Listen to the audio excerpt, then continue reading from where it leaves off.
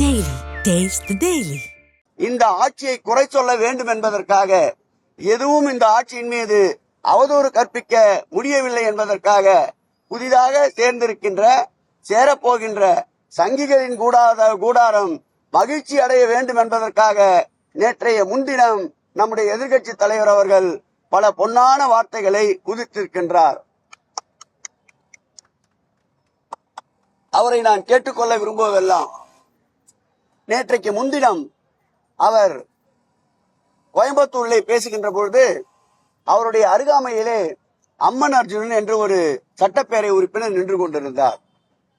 அவர் இதே சட்டமன்றத்தில் கடந்த ஆண்டு சட்டமன்ற கூட்டத்தொடர் நடைபெறுகின்ற பொழுது அவர் மாவட்டத்திற்கு மருதமலை திருக்கோயிலை சார்ந்த இடத்திற்கு நாங்கள் ஒரு ITI பொறியியல் கல்லூரி வேண்டும் என்று கோரிக்கை வைத்தார்.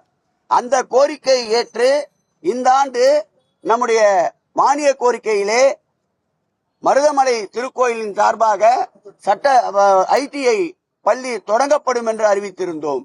அதோடு மட்டுமல்லாமல் கடந்த சட்டப்பேரவை கூட்டத்தொடரில் அவர்கள் கட்சியை சார்ந்த ராஜன் செல்லப்பா இந்த ஆட்சிக்கு தங்களுடைய பகுதிக்கு பொறியியல் கல்லூரி வேண்டும் என்று விண்ணப்பித்திருக்கின்றார். அதேபோல் புல்லான் எனப்படுகின்ற அவருடைய கட்சியை சார்ந்த சட்டப்பேரவை உறுப்பினர் பொறியியல் கல்லூரி வேண்டும் என்று கோரிக்கை வைத்திருக்கின்றார். இறந்துவிட்ட அமரராகிவிட்ட அமுல் கந்தசாமி அவர்கள் கல்லூரி வேண்டும் மாசாணியம்மன் திருக்கோயில் சார்பிலே என்று கோரிக்கை வைத்திருக்கின்றார். அதேபோல் சுந்தரராஜ உயர்நிலை பள்ளியை மேல்நிலை பள்ளியாக உயர்த்த வேண்டும் என்றும் பெரிய புல்லான் கோரிக்கை வைத்திருக்கின்றார். ஏன் திமுக மட்டுமல்ல, அதிமுக மட்டுமல்ல, கம்யூனிஸ்ட் இயக்கத்தை சார்ந்த நண்பர் மாரிமுத்து திருத்துறைப்பூண்டி சட்டப்பேரவை உறுப்பினரும் கோரிக்கை வைத்திருக்கின்றார். அதேபோல் சீர்காழி சட்டப்பேரவை உறுப்பினர் திராவிட முன்னேற்ற கழகத்தை சார்ந்த சட்டப்பேரவை உறுப்பினரும் கோரிக்கை வைத்திருக்கின்றார். இப்படி கோரிக்கை வைக்காத சட்டப்பேரவை உறுப்பினர்களே இல்லை. இவை மாத்திரம் அல்ல, கடந்த ஆட்சி காலத்தில் நம்முடைய இன்றைக்கு கல்லூரிகள் எப்படி கோயில் நிதியிலே நடத்தலாம் என்று கேட்கின்ற எடப்பாடி பழனிசாமி அவர்களும் அவருடைய தலைவர் அன்பிற்கினிய முன்னாள் முதலமைச்சர் அம்மையார் அவர்கள் கூட இதே இடத்தில் 2014 அருள்மிகு பழனி ஆண்டவர் தொழில்நுட்ப கல்லூரி வளாகத்தில் சுமார் 10 கோடி மதிப்பில் கூடுதல் கட்டங்களை 1/3/2016 அன்று திறந்து வைத்திருக்கின்றார். அதேபோல் முன்னாள் முதலமைச்சர் அவர்கள் 1/3/2016 ஆண்டு பழனி ஆண்டவர் தொழில்நுட்ப கல்லூரி வளாகத்தில் வகுப்பறைகளை திறந்து வைத்திருக்கின்றார். அதேபோல் 1/3/16 அன்று திருக்கோயில் உள்ள கல்லூரி வளாகத்தில் பகுதி 3 வகுப்பறைகளை திறந்து வைத்திருக்கின்றார். இப்படி எண்ணற்ற திறப்பு விழாக்கள் பள்ளி கல்லூரிக்காக அவர்கள் ஆட்சி காலத்திலேயே திறந்து வைக்கப்பட்டிருக்கின்றன. உதாரணத்திற்கு அன்றைக்கு அறநிலைத்துறை அமைச்சராக இருந்த PC ராமசாமி அவர்கள் சரியாக தேதி என்று சொல்ல வேண்டும் என்றால் 1/11/8/2005 அன்று சுமார் 10 லட்சம் ரூபாய் மதிப்பீட்டில் கூடுதல் கட்டடங்களை இந்து சமய அறநிலைத்துறை பூம்புகார் கல்லூரியிலே திறந்து வைத்திருக்கின்றார். அதேபோல் பூம்புகார் கல்லூரியிலே இன்னொரு கட்டிடத்தையும் அதே PC ராமசாமி அவர்கள் திறந்து வைத்திருக்கின்றார். இப்படி எண்ணற்ற பள்ளிக்கூட கட்டிடங்கள் அவர்கள் ஆட்சியிலே திறந்து வைக்கப்பட்டிருக்கின்றன, கல்லூரிகளிலே திறந்து வைக்கப்பட்டிருக்கின்றன. 15/9/2015 அன்று திருநெல்வேலி மாவட்டம் குற்றாலம் பராசக்தி கல்லூரியிலே கூடுதல் வகுப்பறையிலே அன்றைய முதலமைச்சர் அம்மையார் அவர்கள் திறந்து வைத்திருக்கின்றார். அதேபோல் 18/7/2016 அன்றைய முதலமைச்சர் அம்மையார் அவர்கள் திருநெல்வேலி மாவட்டம் பராசக்தி மகளிர் கல்லூரியிலே கூடுதல் வகுப்பறைகளை திறந்து வைத்திருக்கின்றார்.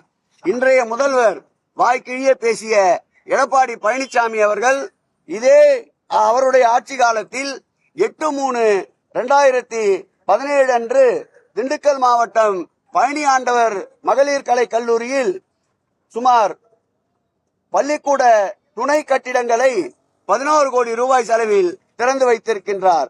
2017 ஆண்டு கிட்டத்தட்ட 4 இடங்களில் இது போன்ற பணிகளை அவர் மேற்கொண்டு திறந்து வைத்திருக்கின்றார்.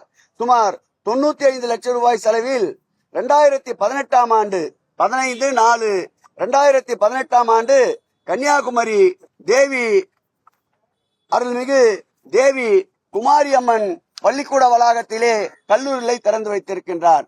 இந்த ஆட்சி பொறுப்பேற்ற பிறகு 4 கல்லூரிகளை திறந்திருக்கின்றோம். ஆனால் கடந்த காலங்களில் 1962 ஆண்டு CP ராமசாமி அவர்கள் முதல் கல்லூரியை திறந்து வைத்திருக்கின்றார். அவரை தொடர்ந்து காமராஜர், அவரை தொடர்ந்து பக்தவச்சலம், அவரை தொடர்ந்து நினைவில் வாழும் முத்தமிழறிஞர் கலைஞர் போன்றோர் காலங்களில் எண்ணற்ற கல்லூரிகள் பள்ளிகள் திறந்து வைக்கப்பட்டிருக்கின்றன.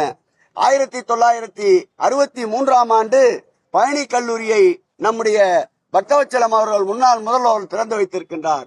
1982 ஆண்டு அன்றைய முதல்வர் நினைவில் வாழும் புரட்சி நடிகர் அவர்கள் அன்றைக்கு முதலில் அரசின் சார்பில் நம்ம ITI கல்லூரியை அன்றைக்கு திறந்து வைத்தார்.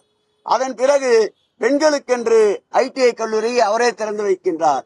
இவைகளெல்லாம் ஒருங்கிணைந்து நம்முடைய முன்னாள் முதல்வர் அவர்கள் அம்மையார் அவர்கள் பழனி ஆண்டவர்களே மகளிர் கலை கல்லூரியை அவரே திறந்து வைத்திருக்கின்றார்.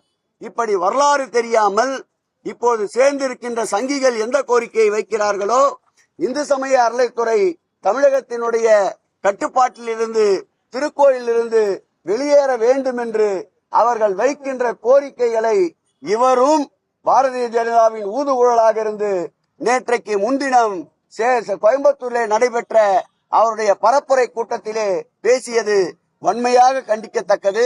கல்வி என்பது மக்களுக்கு இன்றியமையாதது. ஒருவனுடைய வாழ்க்கையையும் அவனுடைய வாழ்க்கை பாதையையும் மாற்றுவது கல்வி. அந்த கல்வியை வேண்டாம் என்று சொல்கிறவர் எப்படிப்பட்ட கல்நெஞ்சக்காரராக இருக்க வேண்டும்? இந்த ஆட்சியில் தோற்றுவிக்கப்பட்ட 4 கல்லூரிகள், ஒரு பள்ளிகள் முதல்வருடைய பெருமைக்கு சான்றாக இருப்பதால் தொடர் நடவடிக்கையை முட்டுக்கட்டை போடுவதற்காக எடப்பாடி பழனிசாமி போன்றவர்கள் திட்டமிட்டு தமிழகத்திலே இந்த விஷ விதைகளை பரப்பி வருகின்றார். இவை ஒரு நாளும் எடுபடாது. மக்கள் மிகவும் தெளிவாக இருக்கின்றார்கள். தகுந்த பாடத்தை 2026 சட்டமன்ற தேர்தலிலே அவர்களுக்கு பரிசாக அளிப்பார்கள்.